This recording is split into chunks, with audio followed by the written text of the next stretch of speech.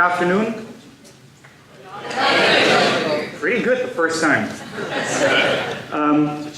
My objective is to sort of entertain you, to keep you awake as well. And I've overheard a conversation between Mike and Peter that I could run on as long as, 6:30 or something. So we've got all the time in the world to actually finish this issue on culture. Is there any, guys, why are you sitting so far away? There are so many seats in the front. Who dares to sit in the front? Via Sports, there he comes. He takes the flights and he comes to the front. Very good, thank you so much.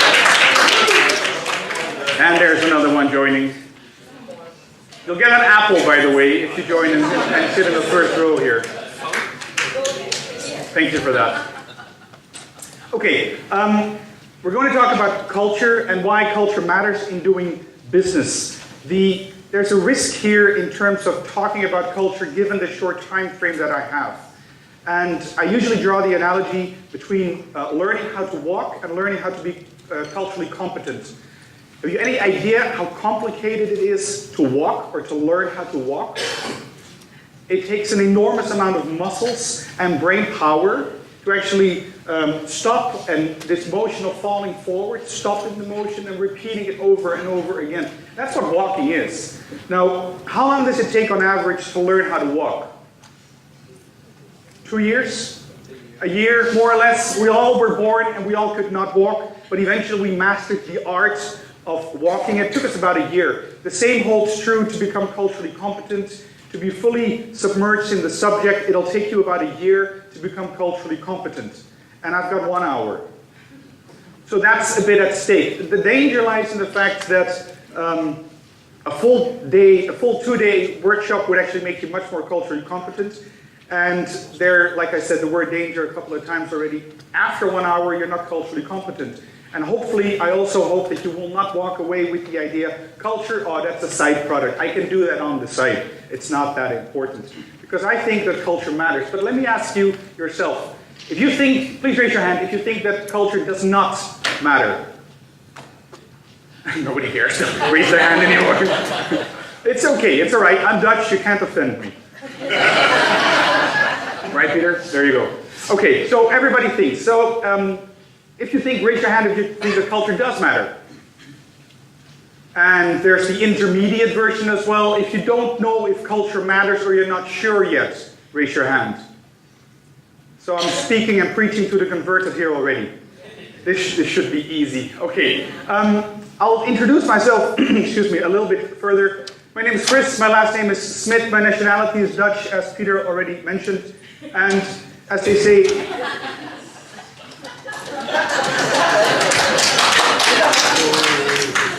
is that for Zoe or for me? I don't know. She just gets applause when she walks in. All right, if you ain't Dutch, you ain't much. Now, for the Dutch people, I know this is all right. But there's another one which goes something like, as a finishing touch, God created the Dutch. Any good? Now the last one I know, and I'm open for suggestions as well, is that the gods created the universe and the earth and the Dutch created Holland. Which is actually pretty close to the truth because of all the dikes that we have in the low-lying countries, and the majority of the country is actually below sea level. So at least you know if you ain't Dutch, you ain't much. Peter, if you're ever in dire straits, remember this slogan, okay? Where do I live? In a windmill. That's my house, of course, being Dutch. Where is my house located? It's below sea level. And what do I normally wear? My wooden shoes and traditional dress. Now, I figured I'm going to go to Abu Dhabi, Middle East, and be in front of civilized people, so I'll wear something more civilized, hence the different clothes here. Now, if you look at this introduction here, okay, my question to you is, what's the point that I'm trying to make with this introduction? Stereotypes. Yes, that was exactly the word I was looking for. Now, with the Dutch, what stereotypes are you missing about the Dutch, which are not mentioned here yet? Orange. What else? Stingy. Pardon? Stingy. Stingy. Yes. You can't offend a Dutchman. I've said it before. I'm taking 2 of these because they're free. What else? Stingy, orange. Tulips, mobile homes. Then I have brothels. Okay, you're a good audience. That's pretty much enough. Okay. Are there any Americans here? Anybody from the United States? Okay, what stereotypes do we have about the Americans? No passports. Okay, good, yeah. Which is actually true. The majority of the population doesn't hold an international passport. What else? Big, bigger, biggest. Just one at a time, please. Loud. Loud, thank you. Fast food. Fast food. Big cars. Big cars. Everything big. Sir? Big, bigger, biggest. Big, bigger, biggest. America's #1. And then is there a #2? I doubt it, really. Okay, enough about the Americans then. How about the Italians? I know there are a couple of Italians here, and I warned you already. What stereotypes do we have about the Italians? Stylish. Stylish. Sir, put that in your report. Are you Dutch sitting next to the Italian there? Passionate. Yeah, passionate. What else? Good food. Good food. Pasta. Pasta, spaghetti. Yes. Mamma mia. Maybe. Pardon? Mama. Mamma mia as well. How about the mafia? Yeah, I mean that's on people's minds. These are stereotypes. Like, are stereotypes true or false? Some are true, some are false. Yes. In a way, they're exaggeration. Well, they're also psychological labels that we use in order to sort of go by the world and operate in our environment, so to speak. Now, if you spend 2 days with me, then you'll be able to actually label most of the stereotypes that we have about ourselves and about other cultures in terms of cultural dimensions. So that is possible. There is a merit of truth in terms of culture where our stereotypes come from that we have of ourselves and of others as well. I wanted to make 2 points with this introduction. And by the way, I believe in death by PowerPoint. I have 60 slides for you, 1 hour, and we're on slide number 3 here. So hold on, please. I wanted to make 2 points. One was stereotypes, and the other one was, let me put that in a question. Who thought that this introduction was funny? It's okay, it's all right. It's a bit of a question I can shoot myself in the foot with. Let's talk about humor for a second, and I'll show you this picture. And the question to you is, how would you how would you characterize, rather, the sense of humor that the Brits have? Or what are characteristics of the so-called British sense of humor? Not per se his sense of humor, but in overall, the British sense of humor. How would you characterize that? Dry, yes. Sarcastic. Sarcastic, yes. Funny. Funny, of course.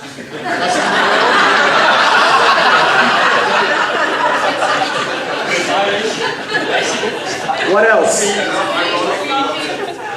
They laugh about themselves. In other words, self-deprecating humor. Yes? So that's a very strong characteristic about the British sense of humor. Now, contrast that with this guy's humor. Or, for those of you who do not know this guy, his name is Paul de Leeuw, and he's a Dutch presenter, singer, writer, not a writer, but a presenter and a comedian. Again, it's not about his sense of humor, but how he can describe the Dutch sense of humor compared or contrasted to the British sense of humor. Sensitive. Again, sensitive. Who else? Someone from the Dutch people. Funny, great. Funny, great, yes. fantastic, Fantastic. all these kind of things. Okay, well, what you could argue about the characteristics about the Dutch sense of humor could be that it tends to be quite over the top or in your face. Would you agree with that? Yeah. Yes? So it's in your face and it's not on the top, because then it's not funny enough. It has to be over the top slightly. Yes? There also tend to be within the jokes that the Dutch make a lot of sexual connotations together. Right? Recognize that now? And what the Brits do in terms of making fun of themselves, the Dutch tend to make fun of other people, whether they hear or not. They don't really care, because it's more fun to make fun of somebody else than to make fun of yourself. The UK, the Netherlands, and now contrast that with this. What are characteristics of the German sense of humor? Next slide. That is almost funny in and by itself, isn't it?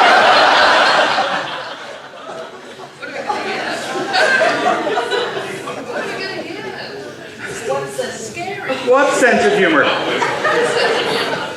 Trust me, everybody gives the same answer when I ask this, yes? So there's always the question, Germans, do they have any humor? But apart from entertaining you, there's a serious undertone here as well, of course. Do Germans have humor, ma'am? Sure, natürlich. Yeah? The contradiction in terms here is, however, that for Germans, quote unquote, in general, humor is a serious business.